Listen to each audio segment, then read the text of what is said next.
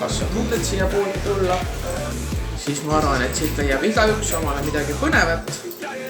Beebid omale toreda mängu, kui täiskasvanud endale nii jutu kui eneseabiraamatuid. Rääkimata siis hulgaliselt ehituskomplektidest, meesterdamisest ja õppevahenditest igale vanusele, alates 3. eluaastast kuni 3.–4. klassi õpilastele, näiteks loogiko, mis on siis uuesti eesti keeles olemas. Tulge poodi, Keerdus poodi Paidesse, Suuraja 27a, neljapäev reede 11–17 ja laupäeviti 11–14.